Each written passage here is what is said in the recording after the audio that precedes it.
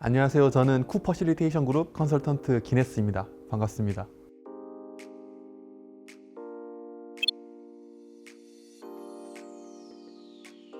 최근에 제가 스웨덴 스톡홀름에 다녀왔는데 거기에 IDG 서밋이라고 국제적으로 큰 행사가 있어서 다녀왔어요. 그래서 IDG는 이널 디벨롭먼트 골의 줄임말인데 내면 개발 목표라고 할 수도 있고, 내면 개발 목표에 대한 어떤 강연이나 사례 발표나 어떤 네트워킹 행사가 스톡홀름에서 3일 동안 크게 벌어졌는데 거기에 봉사자로 다녀오게 됐습니다.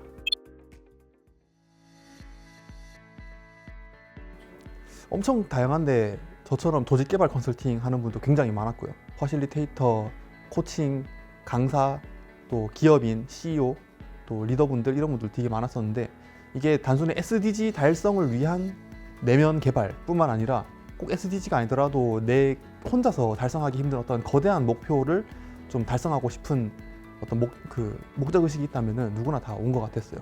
IDG를 보면은 나의 내면의 변화부터 시작해서 내 주변과 협력하면서 이렇게 점점 이렇게 영향력을 확대하면서 이렇게 더 좋은 세상을 만들어 나가는 어떤 방법론에 대한 프레임워크인데, 그게 꼭 SDG 목표가 아니더라도 우리 회사를 더 좋은 조직으로 만들고 싶다, 우리 마을을 더 좋은 조직으로 만들고 싶다, 또 내 주변 사람을 돕고 싶다, 이런 목표를 달성하기 위해서도 좀 IDG 프레임워크를 활용하기 위해서 오신 분들이 많은 것 같았습니다.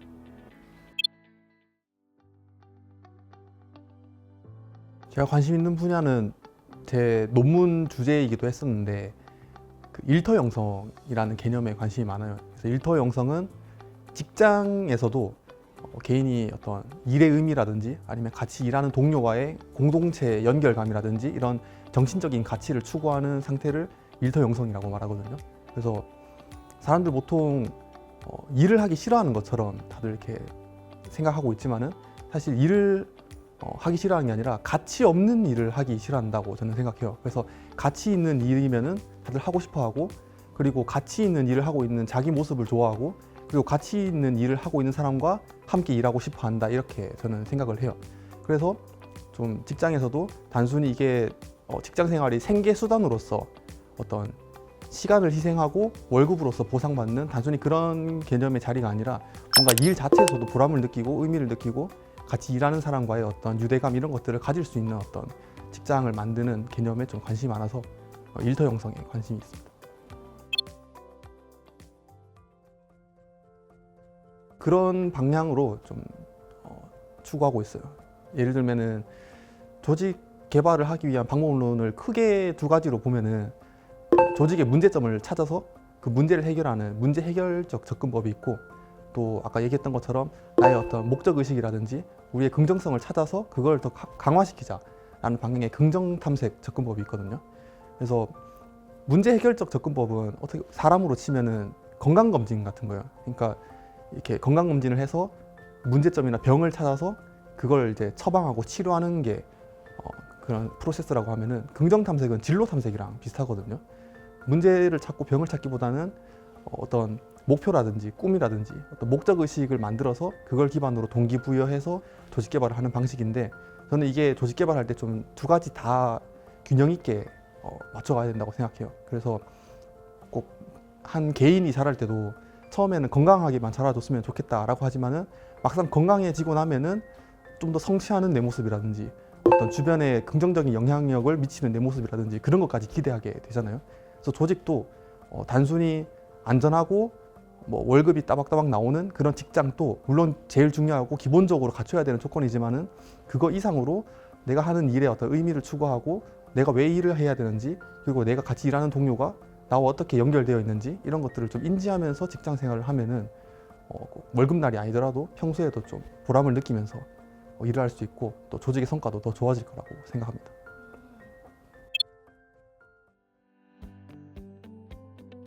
그렇죠. 그걸 추구하는 게 사실 인생에서 잠자는 시간 제외하면은 거의 절반을 일하면서 보내잖아요.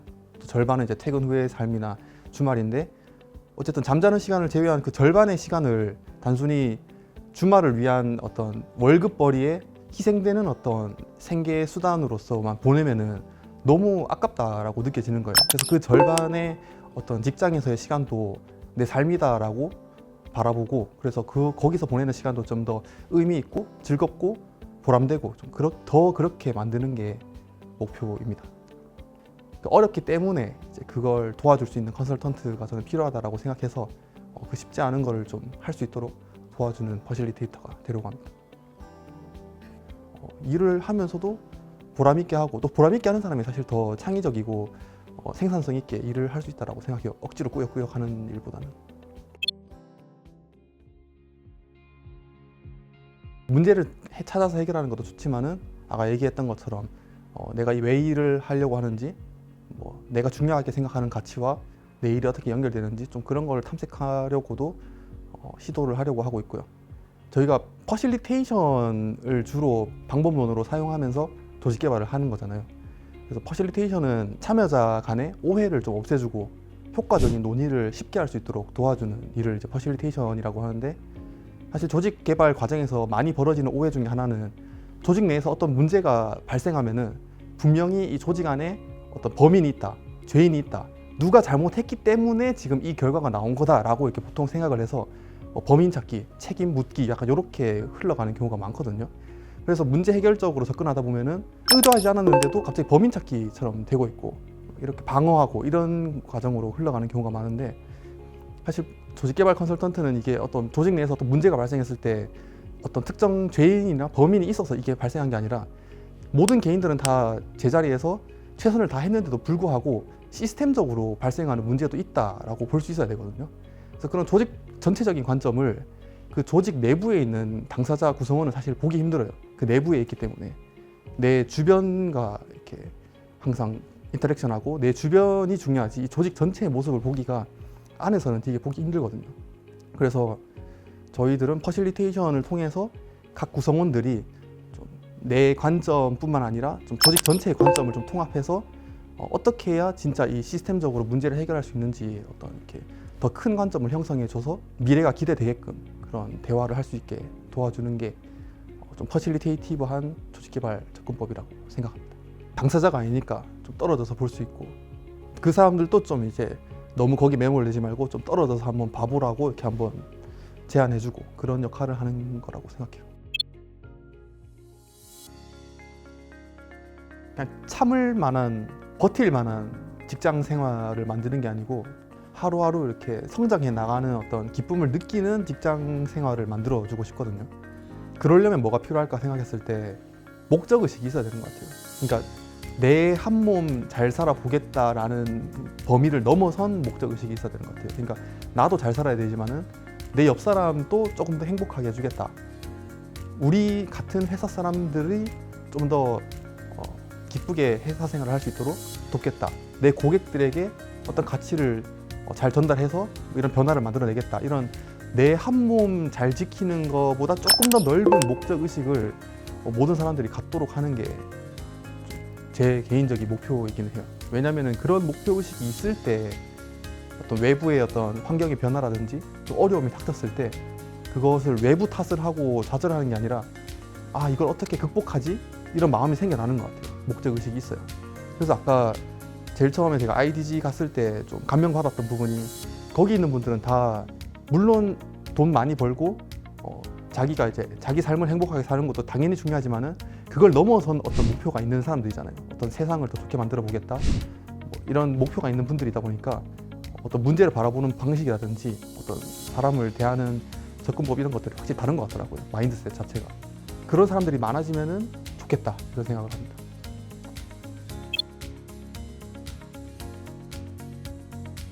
제가 그렇게 살아야 주변 사람들이 저를 보고 아, 진짜 저렇게 사는 사람이 있네 이렇게 보니까 그러려고 많이 노력을 해요. 저도 사실 하다 보면 회의감을 많이 느끼거든요.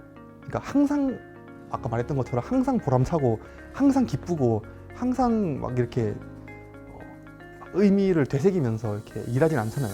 이렇게 기계적으로 일할 때도 있고 억지로 하는 일도 있는데 그래도 계속 그걸 놓지 않으려고 하고 있고 또 그런 회의감이 들고 좌절하는 부분이 있다는 걸 저도 경험하고 있으니까 다른 분들을 만났을 때 조금 더 그 사람들의 입장에서 공감해주면서 현실적인 조언도 해줄 수 있을 것 같고 그럼에도 불구하고 그걸 좀 극복해서 이렇게 변화를 달성하는 그런 모습도 제가 좀 이렇게 모험적으로 사례를 만들어내서 희망을 주고 싶기도 하고